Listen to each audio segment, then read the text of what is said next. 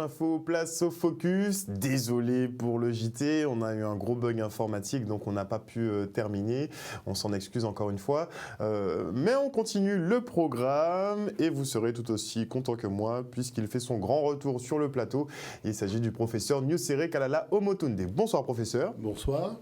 On ne vous a pas vu quand même depuis 3 semaines, voire presque un mois. Voilà, comment vous allez? C'est du temps qui a été bien utilisé. Non, ce qu'on peut dire quand même dans le fond, c'est qu'il y a, avec la problématique de la crise de Covid et compagnie, de façon générale, une non-prise en considération de la notion, je dirais, de rééquilibrage énergétique au niveau aussi des émotions et compagnie. C'est-à-dire qu'on est dans une démarche qui est un peu procédurière, mais qui commence à s'éloigner de la notion de l'humain, c'est-à-dire de ce qui fait l'équilibre psychologique et l'équilibre énergétique des humains.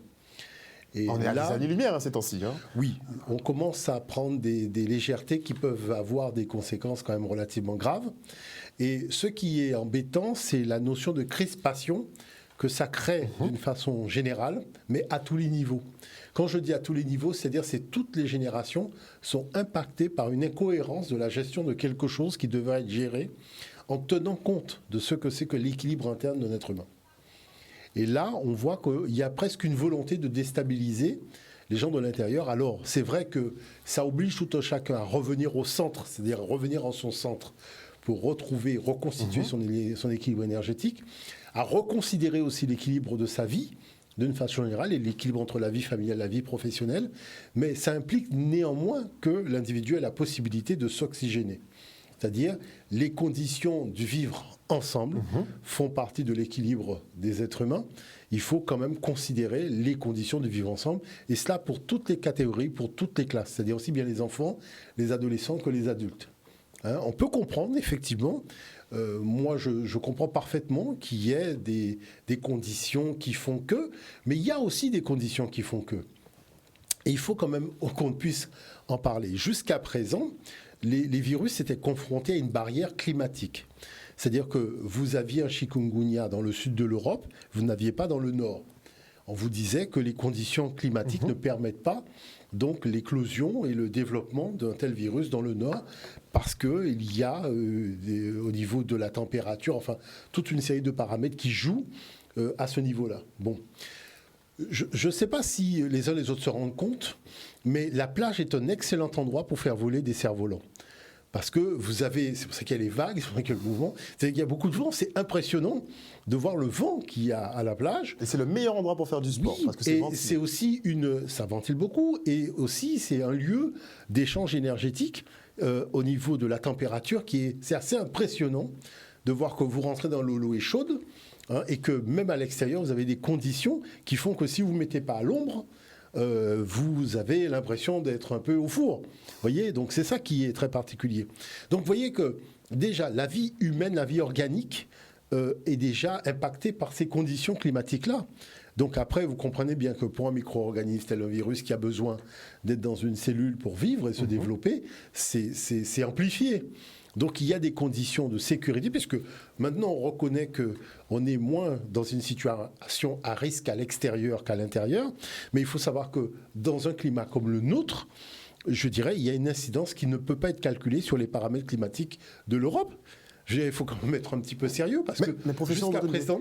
On a un gros problème justement avec ce qui nous semblerait logique et rationnel depuis le début de la gestion de crise. Moi je vais vous lire un article justement qui a été publié par l'OMS, donc l'Organisation mondiale de la santé quand même, qui disent « Nouvelle étude, séparer les nouveau-nés de leur mère pendant la pandémie de Covid-19 présente des risques importants. » Voilà. Ça peut paraître évident, mais il faut effectivement qu'ils fassent des études pour démontrer C'est-à-dire qu'on je dirais l'impression qu'on a, c'est soit on est face à des incompétents, mais à un tel niveau d'incompétence, je n'oublierai jamais ce que disait Joseph-Antoine Bell, qui était gardien de l'équipe du Cameroun.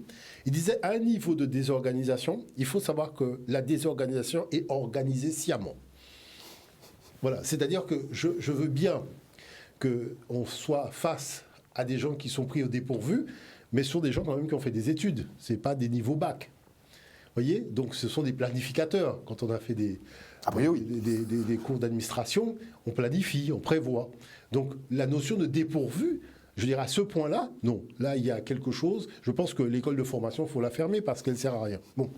Maintenant, si on part dans l'idée qu'on organise la désorganisation dans le cadre d'un objectif précis, je dirais que les choses, ça commence à prendre du sens. D'accord ? Là, ce serait plus clair. Ce serait plus clair. Et donc, à partir de ce moment-là, la chose, c'est est-ce qu'on essaie de voir quel est le taux de réaction et de résistance des individus sur le plan collectif et individuel, puisque le but du jeu, c'est de créer un retranchement dans l'individualité pour abattre les barrières collectives. Quelque part, on sent bien que la tendance, elle est à ce niveau-là. C'est que tous les événements familiaux, le rassemblement, les fêtes sont ciblés sciemment. C'est du grand n'importe quoi. C'est-à-dire qu'on sait très bien que ce n'est pas possible. C'est-à-dire on ne peut pas... À ce niveau-là, ce n'est pas possible. Je dirais ce n'est pas envisageable.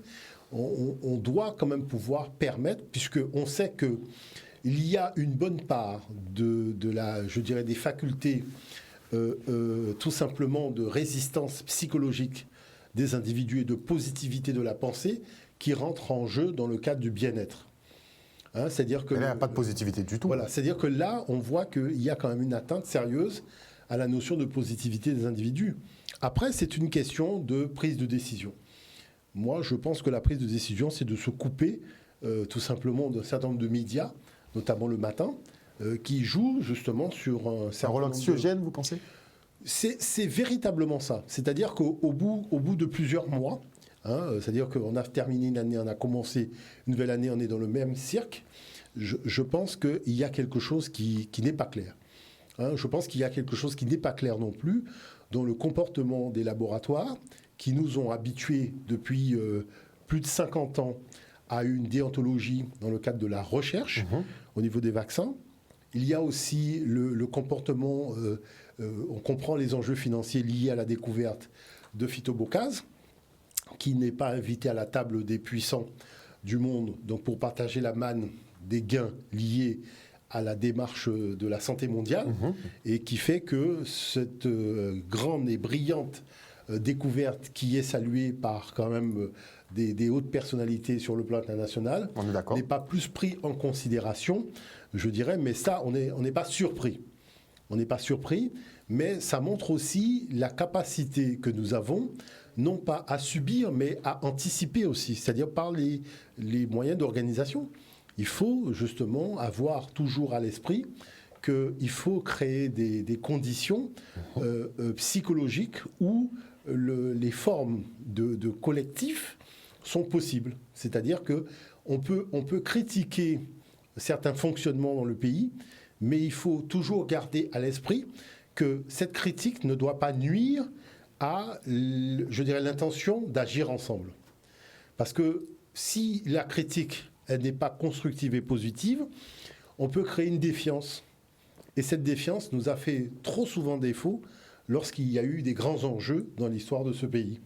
Et donc ça, c'est pour ça qu'il faut être relativement lucide à ce niveau-là. Parce qu'on est quand même à un carrefour où il y a un certain nombre de choses importantes qui se passent. Et cela à tous les niveaux, c'est-à-dire c'est à tous les étages de la fusée qu'il y a à dire et à redire.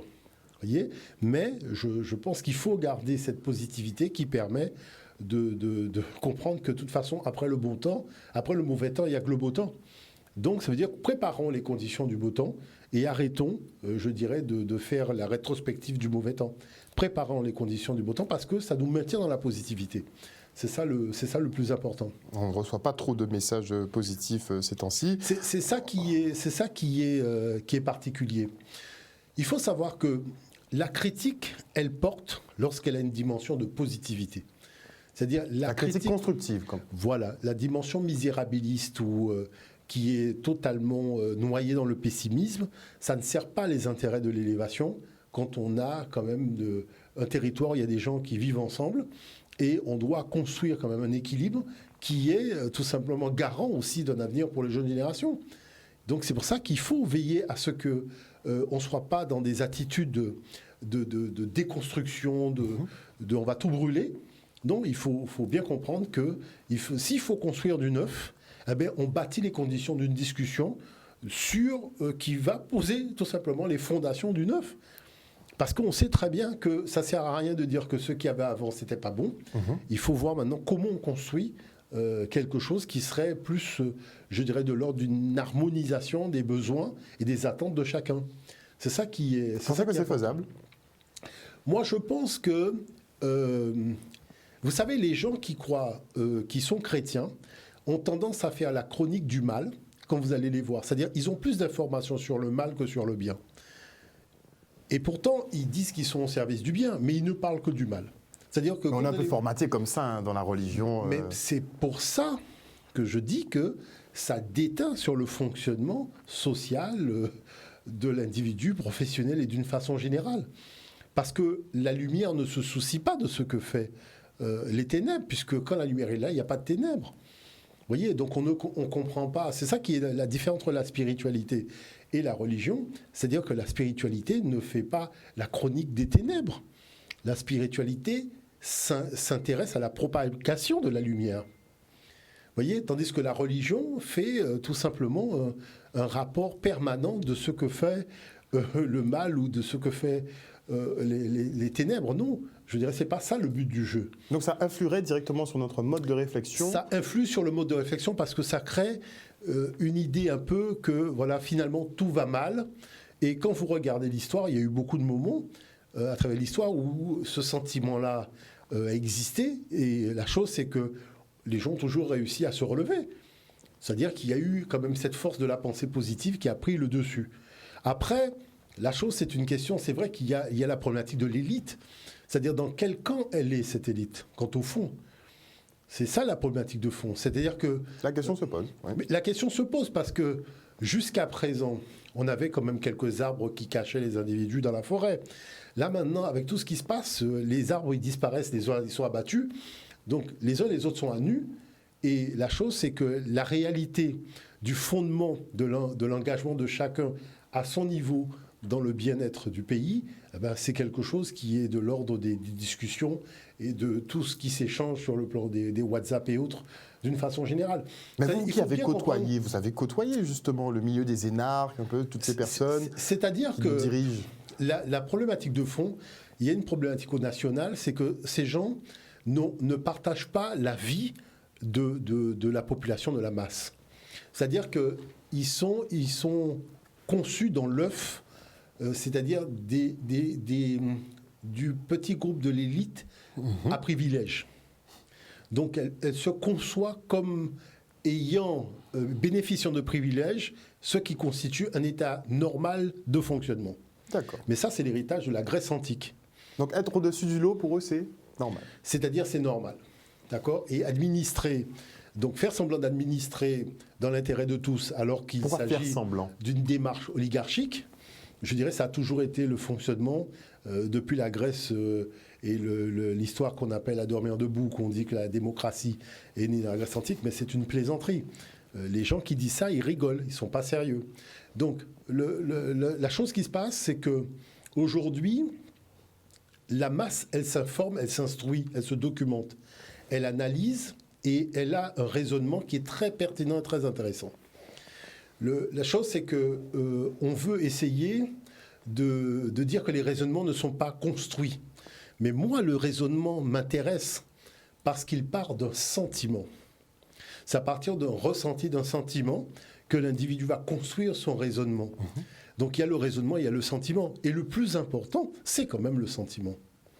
Et ce que je veux dire, c'est principalement là où, dans notre dimension de civilisation africaine, il y a toujours eu la notion qu'on peut discuter, je dirais, on peut analyser les problématiques, mais si le ressentiment est affecté au niveau du cœur, c'est-à-dire que la confusion, le désordre va être intégré dans l'individu au point de l'emmener à dysfonctionner dans son harmonie interne, là, il y a une limite qui est fixée. D'accord.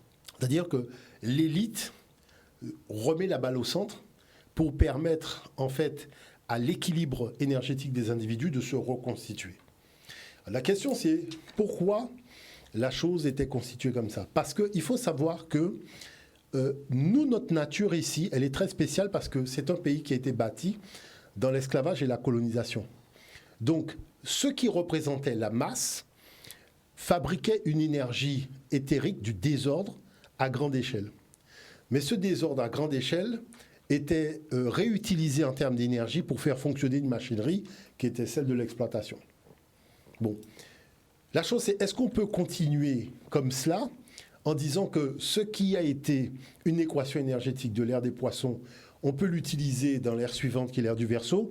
Je dis qu'il y en a beaucoup qui jouent aux apprentis sorciers parce qu'ils pensent que les lois n'ont pas, je dirais, de péage, de feu stop et de ponts qui s'écroulent au point qu'on ne peut plus traverser la rivière.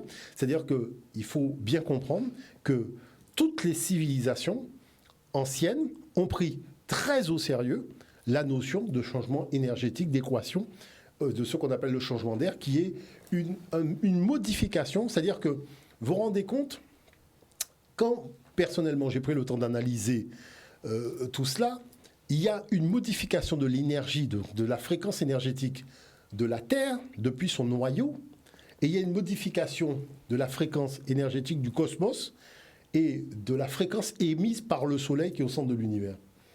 Donc c'est vraiment quelque chose qui est cosmotellurique.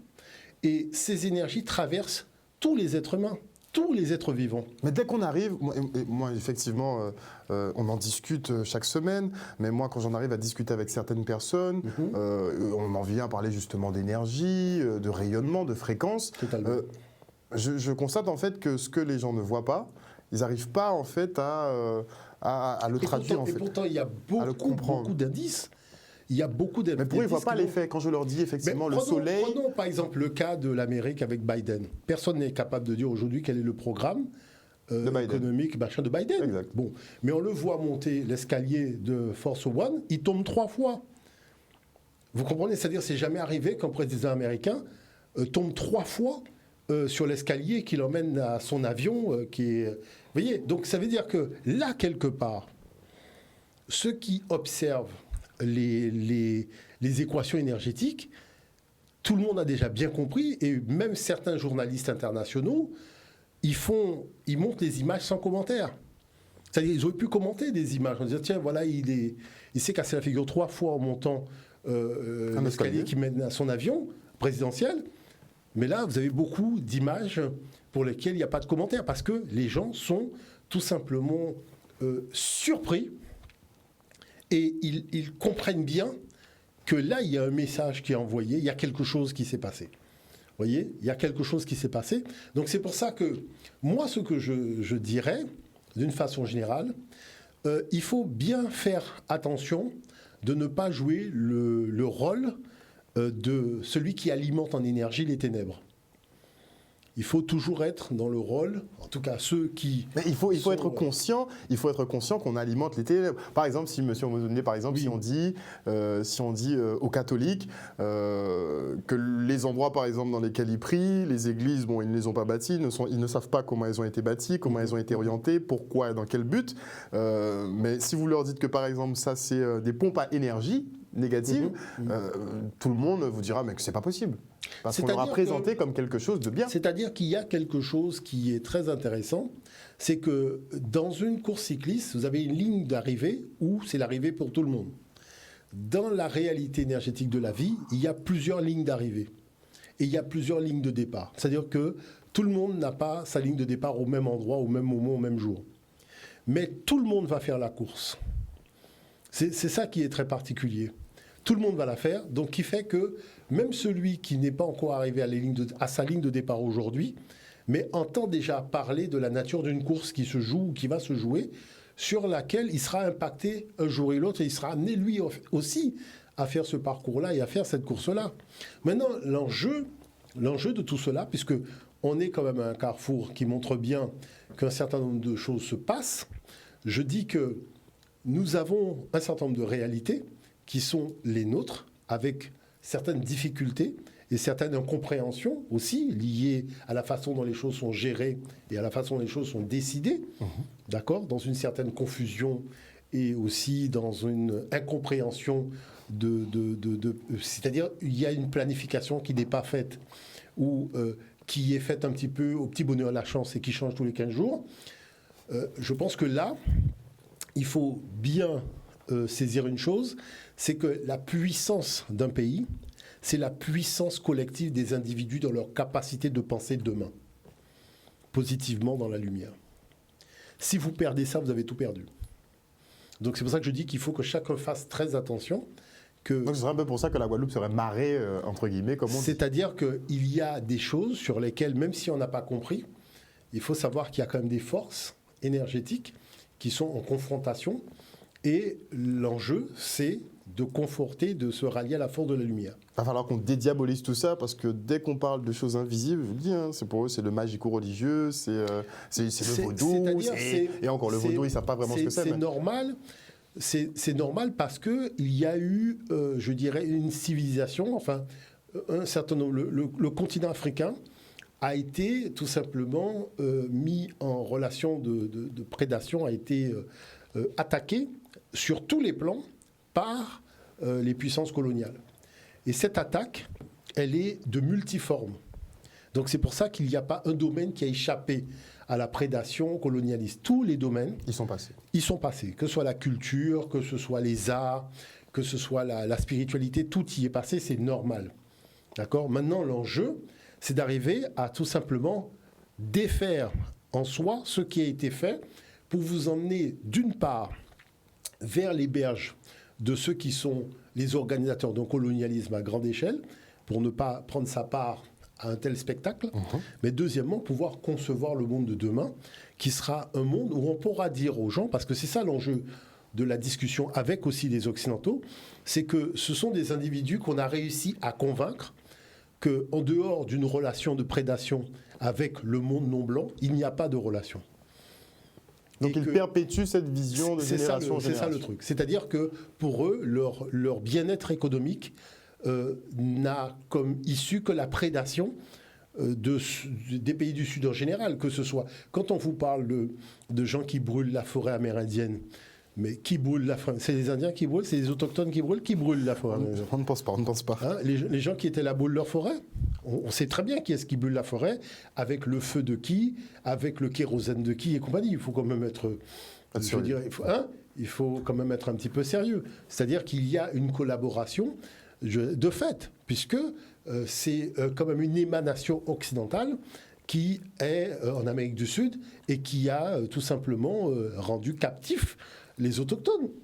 Donc, à partir de là, je dis qu'il faut arriver à créer les conditions de dialogue de façon mais très simple et de façon très saine, dialogue que j'ai déjà eu l'occasion d'avoir avec certaines autorités sur le principe que la prédation du Sud par le Nord n'est pas une théorie de relations internationales sur le plan économico-financier. D'ailleurs, il risque de payer les conséquences de cette prédation. Moi, j'ai toujours été très clair dans tous les colloques que j'ai fait à l'international, dans le grand dictionnaire international des relations économiques, ce type de relations économiques s'appelle le vol.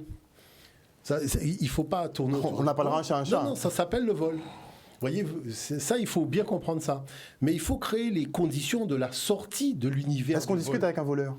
C'est ça. Mais c'est-à-dire qu'on arrive à convaincre des individus qu'en dehors du vol, il n'y a pas d'autre possibilité de rapport humain entre le Nord et le Sud. Vous voyez? Donc, et ça fait que sur le reste, vous savez, il y a tellement de choses qui se passent qu'il faut quand même prendre, je dirais, de la hauteur et être une espèce de tour de contrôle qui analyse, observe et prend en considération que ce que disait tel responsable lundi, manifestement, mercredi se contredit dans ce qu'il disait lundi.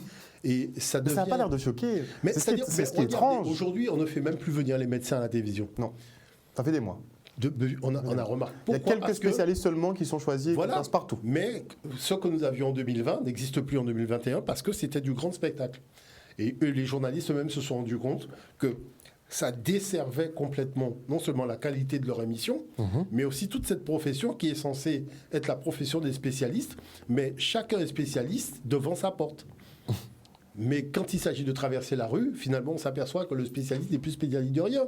Puisque en face, vous avez une opposition argumentée qui montre qu'on vous dit, par exemple, qu'il faut porter le masque à 8 h du matin. À 10 h, vous avez déjà une autorité qui dit qu'on ne peut pas garantir que le masque est vraiment, je dirais, un moyen de se protéger.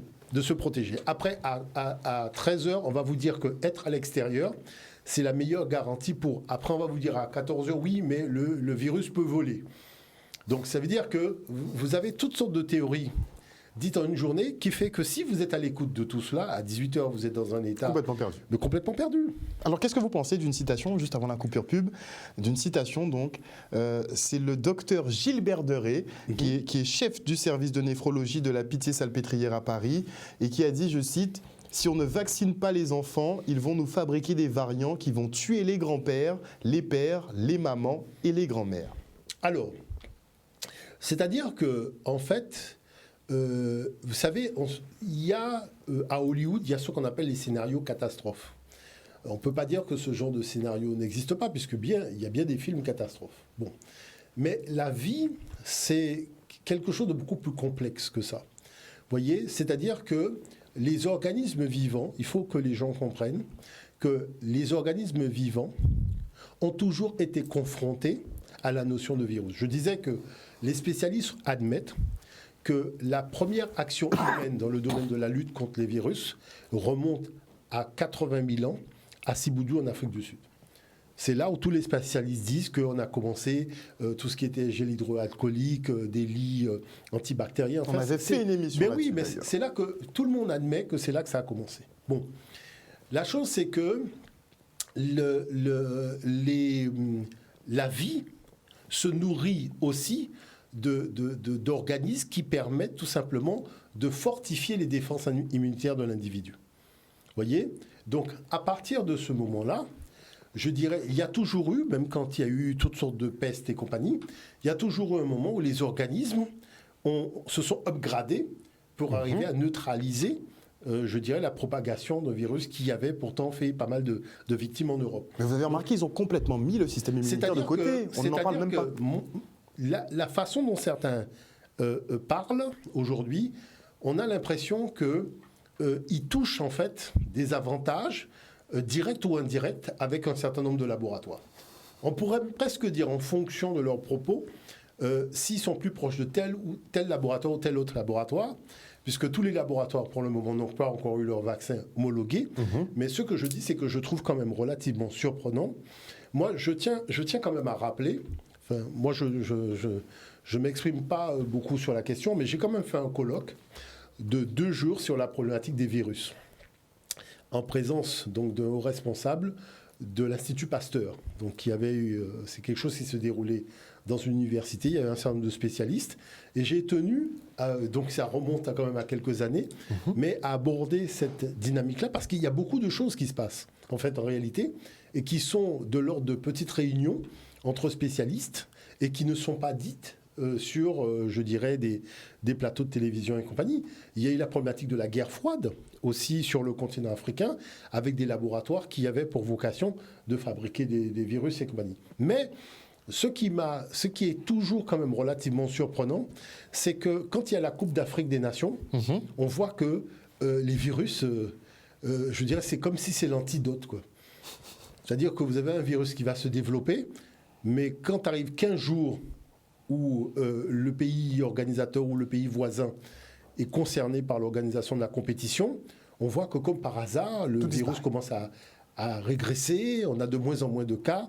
Vous voyez, c'est quelque chose qui nous rappelle un petit peu le chikungunya et la rhodiola, enfin des coïncidences qui sont un petit peu, je dirais, assez toute mémoire sélective et pertinentes. En fait, en tout cas que moi, je trouve, tiens, c'est quand même relativement intéressant de voir qu'un grand événement international a un impact sur, finalement, une extinction d'un virus quasi instantanément. Vous voyez ? Non, mais c'est vrai, parce qu'il y a eu un certain nombre de cas qui ont montré que, tiens, c'est étonnant, ce genre de choses. C'est vrai. Bon, donc, maintenant, ce qu'il y a, et ce qu'il faut comprendre, c'est que les virus font partie, parce que dans la quête même de l'histoire des virus, il y a des écoles, mais on se rend compte que les virus d'une façon générale, ont participé même à la constitution de l'ADN. Des ADN au départ, que certaines mutations génétiques sont dues à des virus, et ce qui a permis d'avoir des espèces relativement variées. Donc il ne faudrait pas non plus voir ça comme quelque chose de spécifiquement négatif. Il y a eu du positif, mais les organismes ont été constitués lorsqu'ils sont bien nourris, avec des vitamines, avec les énergies qu'il faut, sont capables justement de se transcender. C'est pour ça qu'on a un taux de mortalité qui est relativement bas, ce que les gens ne disent pas. C'est-à-dire, il y a eu comme on est focalisé sur les morts, mais pas... Oui, il y a eu des cas où la peste espagnole, des choses comme ça, le taux d'incidence était nettement plus élevé que le taux d'incidence que nous avons. Donc c'est vrai que c'est la machine médiatique qui donne l'impression que c'est supérieur à tout. Non, il faut regarder quand même les chiffres. C'est nettement inférieur à tout ce que l'Europe a connu comme grande épidémie d'une façon générale. Donc ça, c'est important de le rappeler. Clairement. C'est important de le rappeler. Et des bonnes nouvelles d'ailleurs, puisqu'ils ne communiquent pas beaucoup dessus au niveau national. Si vous avez 20 ans, vous avez 0,01% de chance finalement de mourir du Covid. Donc la probabilité est quasiment nulle. Si vous avez jusqu'à 40 ans, vous avez 0,03% de mourir du Covid si vous n'avez pas de comorbidité, si vous n'êtes pas malade. Donc vous inquiétez pas, 99,9% des gens arrivent à s'en sortir. Ça, on ne le dit pas, mais c'est une réalité. On se quitte pour une page de pub et on revient avec Nusere Kalala Omotunde. Sur le plateau du Focus, nous sommes toujours en présence du professeur Nusere Kalala Omotunde. En première partie, on a fait un petit point quand même sur le Covid-19 et la gestion de crise en cours. Et pour cette deuxième partie, on va revenir au cours d'anthropologie du jour, à savoir effectivement un peu l'histoire des grèves, monsieur Omotunde. Voilà, parce que en fait, ce que je voulais aborder, je trouve intéressant d'aborder, c'est que la notion de grève, c'est une notion africaine. Ça, il faut le savoir. Ça nous étonne même plus. Voilà, c'est-à-dire que la grève, c'est vraiment la première fois qu'il y a eu une grève dans l'histoire de l'humanité, ça s'est passé en Afrique. C'est la première fois qu'on a vu des ouvriers protester pour l'ordre. Alors, il y a deux choses que soulève, je dirais, cette réalité. C'est le fait que certains veulent faire croire, en fait, que l'Égypte utilisait des esclaves pour concevoir les monuments. Effectivement. Bon, on voit bien que le fait que la première grève ait lieu en Afrique, à l'époque donc de l'Égypte ancienne, montre bien que cette thèse, elle est fausse. Des esclaves qui vont grève. Voilà, et que les ouvriers qui construisaient les monuments, depuis l'époque des pyramides, étaient rémunérés. Et c'est là où on a inventé la fiche de paye. La fiche de paye mensuelle, qui s'appelle Issou en égyptien ancien, c'est là qu'il y avait le salaire de l'individu. Moi, ce que je trouve intéressant, c'est la notion de valeur. Parce que estimer un bien est une chose, mais estimer un temps et une qualité de travail, ça, c'est quelque chose d'extraordinaire. Pourquoi je dis cela ? Parce que l'architecte en chef n'avait pas le même salaire que l'apprenti ouvrier. Celui qui travaillait à plein temps n'avait pas le même salaire que celui qui travaillait à mi-temps. Donc on voit dans la gestion donc des fiches de paye, qui étaient, donc la paye se faisait le premier du mois, on voit bien que la notion de qualification professionnelle, l'expérience aussi acquise sur les chantiers par l'individu, tout ça est pris en considération dans le calcul de son salaire. D'accord. Donc on voit bien que la notion qu'un travail mérite salaire, c'est une invention de l'Égypte pharaonique, en tout cas de l'Afrique noire de la période pharaonique. Alors, petit aparté, juste pour avoir une confirmation de votre part, on m'a expliqué que la valeur travail pour les Occidentaux, pour les Européens, a été établie à partir de l'esclavage. C'est-à-dire que par rapport au travail des esclaves, ils ont pu estimer le coût du travail. Est-ce que c'est vrai ? Non, c'est pas ça. D'accord. Il faut savoir que le sel servait à rémunérer les soldats.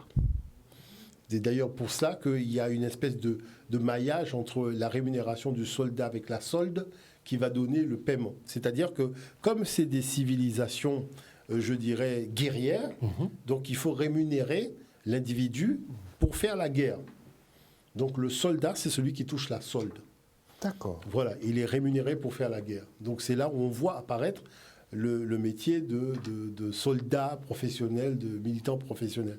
Ce n'était pas le cas dans les autres civilisations parce que vous avez effectivement des individus qui sont au service d'un idéal, voyez, et ce qui a fait le choc de la civilisation, c'est de voir que quand les Européens et les Sémites sont arrivés en Afrique, ils ont vu un pays uni autour d'une administration et d'un souverain.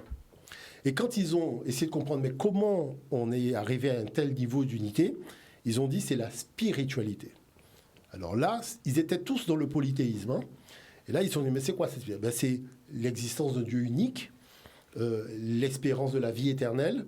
Donc c'est pour ça que toutes ces idées-là, qui sont des idées africaines, il faut savoir qu'il n'y a pas si longtemps, il n'y a qu'en Afrique que ces idées-là existaient. Ça n'existait pas ailleurs.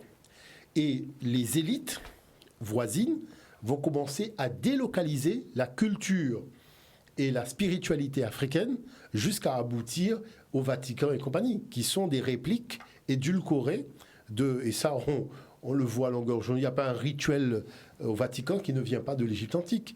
Hein, quand vous faites le baptême, le mariage, tout ça, ce sont des rituels égyptiens. Quand un évêque accède à sa fonction, le rituel que va faire le Vatican vis-à-vis de l'évêque, je peux vous montrer la même chose quand Ramsès II a nommé le grand prêtre d'Amon de Karnak. C'est exactement la même chose, couché par terre, on lui donne la bague, on lui donne... Mais c'est extraordinaire. Voyez, donc c'est pour cette raison que c'est important de comprendre que, comme le disait Jean-François Champollion, celui qui veut comprendre la civilisation occidentale, européenne, doit d'abord investiguer l'Afrique, parce que l'Afrique, c'est la source d'inspiration. Et ça, c'est important. Alors justement, j'ai apporté un document, le premier document, où on montre qu'on a trouvé les tombeaux. Et moi, j'ai eu l'occasion d'aller dans les tombeaux des ouvriers qui ont conçu les pyramides. Donc prenons le temps d'ailleurs de regarder ce document-là. On part pour le premier document.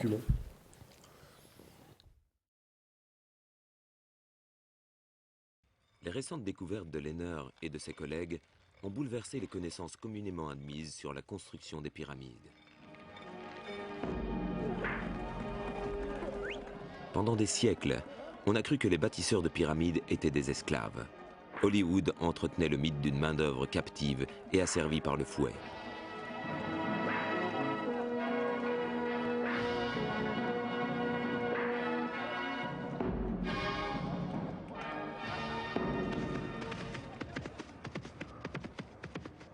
Mais un jour de 1990, une découverte remarquable brisa le mythe à jamais. C'est un touriste à cheval qui ouvrit une ère nouvelle dans l'étude des Égyptiens de l'Antiquité. Un sabot passa à travers le toit voûté d'une tombe scellée au temps des pharaons. Toutefois, l'homme inhumé ici n'était ni un roi, ni même un noble. Il était ouvrier.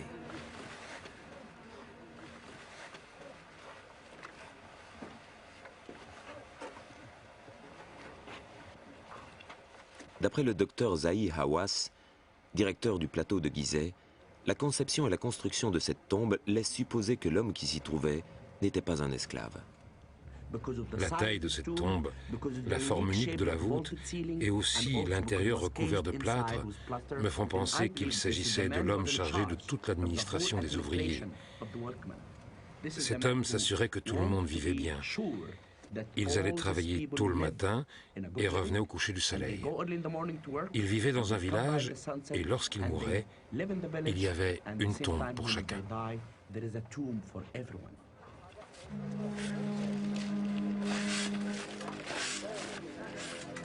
Dans les mois qui suivirent la découverte de la tombe en voûte, le docteur Hawass et son équipe excavèrent plus de 250 autres tombes au même endroit.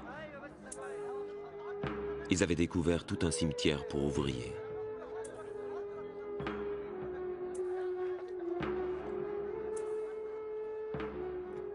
La tombe voûtée du contremaître est entourée de tombes des membres les plus méritants de son équipe. À l'instar des tombes des pharaons et de la noblesse, les tombes des ouvriers étaient probablement disposées en fonction de leur statut.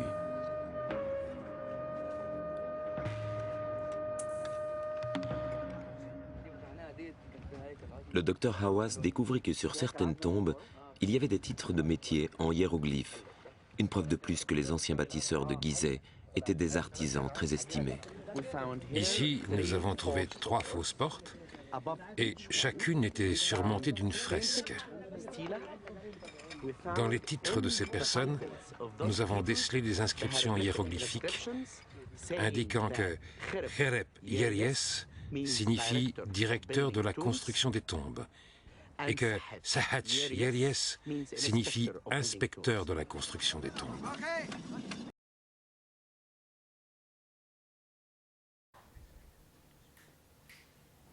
Donc, encore une falsification. Voilà. Donc là, c'est intéressant parce que ça montre bien que la thèse de l'utilisation de travailleurs non rémunérés, elle est totalement fausse. D'accord ? Non seulement ils sont rémunérés, mais ils ont droit à des égards, c'est-à-dire à des tombeaux, hein, avec des inscriptions, avec des décorations. Donc, ça veut dire qu'il y a un corps d'artisans chargés non seulement de concevoir les tombeaux, de les décorer, mais de garder la mémoire de l'individu à jamais, parce qu'il a participé quand même à cette œuvre, hein, parce que c'est d'autant plus intéressant qu'on raconte dans certains lieux aux enfants que ce seraient les extraterrestres qui auraient construit les pyramides. Donc c'est aussi pour montrer. J'avais même oublié. Voilà, non, mais c'est aussi pour montrer que, attention, il y a quand même des tombeaux et on sait qui a construit, on a le nom qui a fait quoi. Du chef de chantier, on a quand même tous ces éléments-là, puisque c'est à côté. D'accord ? Donc il faut quand même faire attention à ce niveau-là. Maintenant, la deuxième chose, c'est que voilà que on accuse donc la lignée des Ramsès d'avoir organisé l'esclavage, la déportation, enfin toute une série de choses. Pharaon libère mon peuple. Voilà. Donc, alors que c'est sur Ramsès III, d'accord, sous Ramsès III, que va avoir lieu la première grève. Donc c'est-à-dire, c'est cette période du Nouvel Empire, on est dans un alentour de moins 1200 par là. Et la chose, c'est que on a véritablement à ce moment-là quelque chose qui va nous rappeler, je dirais, une certaine réalité de chez nous. Mais c'est important déjà de voir le deuxième document sur, je dirais, ce souverain qu'a été Ramsès III.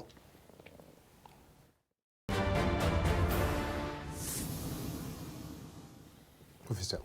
Voilà, donc c'est important de montrer ici que le souverain Ramsès III, qui est un très très grand souverain, je dirais, a eu un tombeau qui est exceptionnel, même si on ne sera pas d'accord avec les couleurs. Mais en tout cas, la chose, c'est qu'on voit un certain nombre de choses se réaliser sous ce règne-là. Pourquoi ? C'est sous son règne qu'on a la plus ancienne attestation de l'organisation des Jeux Olympiques. C'est-à-dire, c'est sous son règne, c'est le temple de Médine Abou, à la ville de Djémé, appelé ainsi par les anciens, où on voit que des sportifs sont venus finalement du monde entier connu de l'époque pour participer à une compétition internationale de sport, avec aussi la compétition de sabre, hein, qui n'apparaîtra que très tardivement en Europe, mais en tout cas, on a l'attestation que la notion de jeu sportif, c'est une invention de l'Afrique et qu'on a les traces de l'organisation de cela sous Ramsès III. Maintenant, l'autre chose qui est extraordinaire, c'est qu'on a le fameux papyrus de la Grève, qui est au musée de Turin en Italie, en l'an 29 de son règne. Il s'est passé un certain nombre de choses. C'est-à-dire qu'il y a eu une coalition qui a voulu attaquer l'Égypte. Donc avec les peuples de la mer, c'est à ces périodes-là qu'on voit apparaître les Européens dans l'histoire de l'humanité. Ils n'étaient pas connus avant. Et donc qu'est-ce qui se passe ? C'est-à-dire que devant les dégâts qu'ils commettent au Proche-Orient, donc il va soulever une armée pour pouvoir donc non seulement les stopper net, donc là par contre il va les stopper net, mais aussi stopper toutes les velléités de coalition, les Libyens aussi, les Syriens, enfin tout ce qui se passe de manière à pacifier la région, comme avait fait Séti Ier, comme avait fait Ramsès II avant lui. Bon. Et chose particulière, c'est qu'il va confier à son Premier ministre la gestion donc, des affaires internes du pays. Et ce Premier ministre nomme un directeur des travaux, c'est-à-dire un ministère, donc en gros, un ministre des Travaux donc, sur le plan national, qui doit veiller au maintien et au chantier, au bon déroulement de tous les chantiers. D'accord ? Bon. Et qu'est-ce qui va se passer ? Dans la région de Thèbes, donc au roi Seth, il va se produire un truc extraordinaire, c'est qu'il va y avoir une rupture de l'approvisionnement des ouvriers qualifiés. Donc, je vais laisser d'ailleurs un cher ami nous résumer un petit peu ce qui s'est passé et on va rentrer dans certains détails par la suite. Très bien. Ça, c'est le document suivant.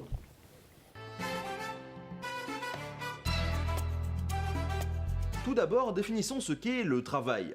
C'est le fait qu'un homme ou une femme produise, crée ou entretienne quelque chose. Bon, ça c'est la définition du Dico Larousse, je me suis pas trop foulé. Mais ce qui m'intéresse aujourd'hui, c'est la notion de travail rémunéré. Parce que si tu gagnes rien en bossant, on sait que tu t'es fait avoir quelque part, c'est de l'esclavage.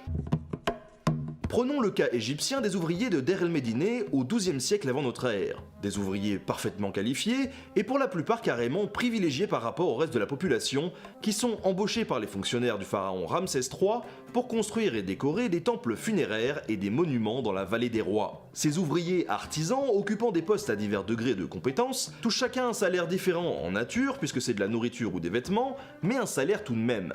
Ainsi, ceux qui ne gagnent pas beaucoup peuvent se nourrir, eux et leur famille, et ceux qui gagnent plus, peuvent échanger cette nourriture contre des biens ou des services. Une organisation qui tient la route jusqu'à une certaine crise économique qui secoue le pays, qui vide les greniers et qui par conséquent ne permet pas de payer les ouvriers comme il se doit. Corruption des fonctionnaires et mauvaise qualité de la nourriture qui se fait de plus en plus rare viennent à déclencher le mécontentement des ouvriers. Commence alors une longue lutte avec des périodes de pause pendant lesquelles les ouvriers cessent de façon collective de travailler pour revendiquer leurs droits et imposer leurs conditions à leurs supérieurs hiérarchiques. S'il y a eu quelques menaces de répression, cet élan collectif a finalement permis aux artisans d'obtenir gain de cause et de voir les salaires versés à temps.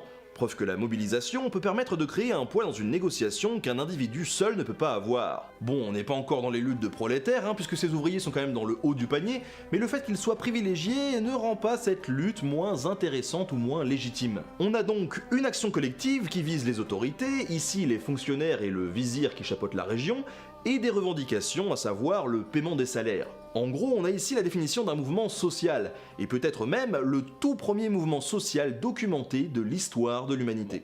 Je vous dis à la prochaine. Donc déjà le rapport de force donc là, au moins les choses sont claires. C'est-à-dire que, je dirais, on n'est pas dans le hors-piste, je dirais dans ce qui se passe chez nous et ce qui se passe aussi sur le continent. C'est-à-dire que il y a une antériorité de cette démarche collective qui est le fait de réclamer ses droits. Donc revendiquer le droit, c'est dans nos gènes aussi. Je tiens bien à insister sur la notion de droit. C'est-à-dire qu'on ne réclame pas les choses qui ne nous appartiennent pas ou qui ne sont pas dues. C'est-à-dire une réclamation des droits. Bon, quelle a été la problématique de fond? C'est-à-dire qu'il y a deux choses. Il y a le paiement des salaires, mais il y a aussi tout l'environnement de l'existence des individus, c'est-à-dire on doit fournir des matériaux, on doit fournir des tenues, des outils de protection, il y a des contremaîtres, des ouvriers, des chefs de chantier, enfin il y a vraiment... parce que ce sont les artisans qui construisent le tombeau qu'on a vu tout à l'heure de Ramsès III, ce sont ces artisans-là qui se sont mis en grève. Voyez, et c'est eux qui étaient chargés de concevoir le tombeau avec les dessins, les couleurs, tout ce que nous avons vu tout à l'heure, donc dans la partie ouest de Thèbes. Et ce qui s'est passé, c'est qu'il y a eu une rupture d'approvisionnement, non seulement au niveau des salaires, mais au niveau aussi de tout ce qui concerne l'alimentation. Alors c'est vrai que c'est un salaire aussi qui mariait à la fois la partie financière et la partie tout simplement denrées avec des céréales et autres, que les gens pouvaient effectivement aller monnayer par la suite, pour ceux qui en avaient reçu beaucoup. Mais toujours est-il qu'ils vont décider à un moment de stopper le travail, et Amenak va rédiger un document pour expliciter le motif de leur arrêt de travail. Donc au départ, c'est un arrêt de travail. Et cet arrêt de travail est notifié au chef de chantier, qui doit normalement se référer à sa direction en disant « les ouvriers ont arrêté de travailler ». Mais rien ne se passe. Donc c'est dans le fait que rien ne se passe qu'ils décident de rentrer en grève. C'est-à-dire qu'il y a un arrêt total. Vraiment le travail. C'est fini, arrêt total. Et il y a un deuxième document qui est fait, donc tout simplement qui est ce fameux document que tout le monde demande quand il y a une grève, c'est quelles sont les revendications. Vous voyez ? C'est-à-dire que les revendications soient portées à la connaissance de tout le monde. Parce que si les revendications ne sont pas portées à la connaissance de tout le monde, ça fait une organisation à but, je dirais, privé et lucratif dans les mains d'un petit groupe, pas de la majorité. Bon. Donc toujours est-il qu'à partir de ce moment-là, qu'est-ce qui va se passer ? Il va se passer qu'ils vont marcher en direction des bâtiments administratifs. Et quand ils marchent en direction des bâtiments administratifs, ils sont à la recherche tout simplement de greniers aussi ravitaillés parce que les gens ont faim. Donc ils décident aussi de demander leur dû. Bon, au départ, ils vont obtenir ce qu'il faut, je dirais, pour passer 2-3 jours. Mais comme on dit, il y a déjà un retard d'approvisionnement, puisqu'il y a 15 jours de retard, plus le fait qu'il n'y a pas d'assurance, qu'il n'y aura pas une résurgence du problème dans les jours suivants. Donc à partir du moment où ils n'ont pas d'accord, ils décident d'envahir les bâtiments administratifs. Donc ils vont rentrer dans les bâtiments administratifs au point que les gens qui sont chargés de la garde nationale, un peu comme ce qui s'est passé aux États-Unis, ne vont pas pouvoir contenir tout le monde parce qu'il y a trop de monde. Donc il va y avoir une occupation du bâtiment avec une explication de la raison de l'occupation. Parce que les gens ne sont pas là pour casser, ils ne sont pas là pour piller, ils sont là simplement pour réclamer leur dû. Donc il y a quand même une attitude digne dans le fait d'occuper le bâtiment. Mais il ne se passe toujours rien. Donc après avoir fait, la démarche au niveau de la région, ils descendent au département. C'est-à-dire qu'on descend, en fait, là, il y a une intrusion dans les bâtiments administratifs où là, on a le quartier général de l'administration et les représentations du gouvernement sur le plan de cette région. Donc on est dans la région de Ouasset, la région de Thèbes. Bon. Et là, je dirais, tout le monde se dit, mais dis donc, il y a quand même plusieurs milliers de personnes qui sont en grève, ils occupent le bâtiment, ils campent devant le bâtiment, donc personne ne peut ni rentrer ni sortir. Les gardes ne peuvent pas intervenir parce qu'il y a trop de monde. Donc là, ça devient sérieux. Et qu'est-ce qu'ils se rendent compte en consultant la documentation? Ils se rendent compte qu'il y a une rupture d'approvisionnement. C'est-à-dire que la direction administrative chargée de s'occuper de l'encadrement du chantier n'a même pas fait la demande au ministère du Trésor royal, pharaonique, de non seulement acheminer les salaires, mais acheminer aussi tout ce dont les ouvriers ont besoin pour exécuter leur mission de la journée. C'est-à-dire que celui qui est peintre a besoin de peinture, il a besoin de pinceau, il n'y a ni peinture ni pinceau, c'est-à-dire qu'il n'y a aucune demande faite au gouvernement central pour faire en sorte que le travail puisse se dérouler dans les bonnes conditions. Donc c'est la stupeur. En se disant, mais on a à la tête du fonctionnement des représentations locales des incompétents. Bon, donc le représentant du Premier ministre dans la région, qui est l'équivalent du préfet, est sollicité aussi. On dit, mais c'est quoi cette affaire? Et on se rend compte que même lui, en fait, n'a pas exécuté le travail dans le temps et je dirais, normalement, le système de contrôle qui permet de vérifier la réalisation d'une tâche n'est même pas mis en place. Donc là, ils vont occuper le Ramesséum, c'est-à-dire le plus grand bâtiment administratif qui est celui de Ramsès III, jusqu'à ce que les choses soient entendues.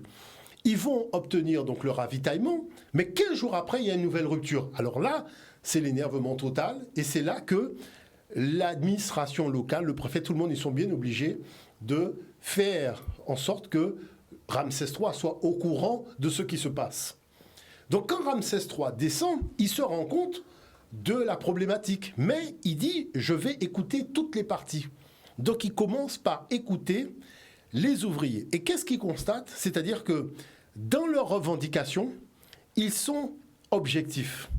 Il dit que normalement, la procédure, c'est ça, plus ça, plus ça, plus ça, plus un système de vérification. Le système de contrôle, qui fait qu'on n'est jamais ni en rupture de matériel pour travailler, ni en rupture de salaire. Là, il n'y a rien qui a fonctionné. Donc, il se réfère vers la direction administrative en disant « mais c'est quoi cette affaire ?» Eh bien, ce qui va se passer, c'est qu'il va donner raison aux ouvriers. En disant que, parce que c'est ça qui est important, en disant que je nomme une administration qui crée un système, donc on a mis au point un système avec des garde-fous et des systèmes de vérification. Il n'y a rien qui a fonctionné. Si les gens sont dans la rue et qui disent que voilà le système qui permet d'éviter de se retrouver dans ce genre de situation, et on constate que rien n'a été respecté pour faire en sorte que nous ne soyons pas, on ne peut pas imputer à ceux qui n'ont pas, à ceux qui manifestent dans la rue, pour toute une série de raisons, le fait, et leur donner comme sanction d'avoir à payer un service dont ils ne bénéficient pas.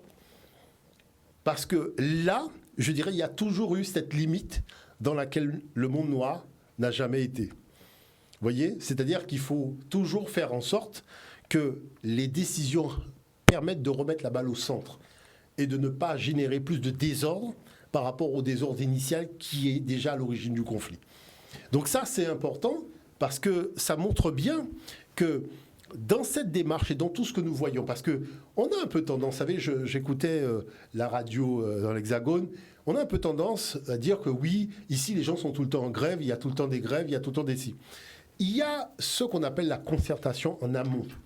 il y a aussi le fait que quelque chose qui est valable dans l'Hexagone n'est pas forcément valable ici. Il ne faut pas arriver avec, je dirais, l'idée que finalement on va appliquer à l'identique ce qui est valable là où on n'a pas les mêmes infrastructures, on n'a pas les mêmes moyens, il y a pas les... et puis le pays n'est pas finalement, c'est une île. Donc je dirais les usines à gaz ne vont pas forcément fonctionner ici. Donc il faut, je dirais, avoir à l'esprit que quelque part, il faut adapter tout cela. C'est-à-dire qu'on a une règle, on a des principes, mais il faut créer quand même les conditions de l'adaptabilité de la règle sur des territoires, sur des conditions de rapport, d'échange, sur aussi des infrastructures, de manière à faire en sorte que le but visé, qui est la satisfaction de tous, soit atteint et soit maintenu. C'est ça l'enjeu des choses. Merci beaucoup, professeur, d'être venu aujourd'hui. Semaine prochaine ? Semaine prochaine. Super. On se donne donc rendez-vous jeudi prochain pour un prochain jeudi anthropologie. Jeudi prochain pour un prochain jeudi anthropologie. J'en perds mes mots. Passez une bonne soirée sur Canal 10 Télévision. On se retrouve la semaine prochaine avec notre professeur Nuseri Kalala Omotunde. Ciao.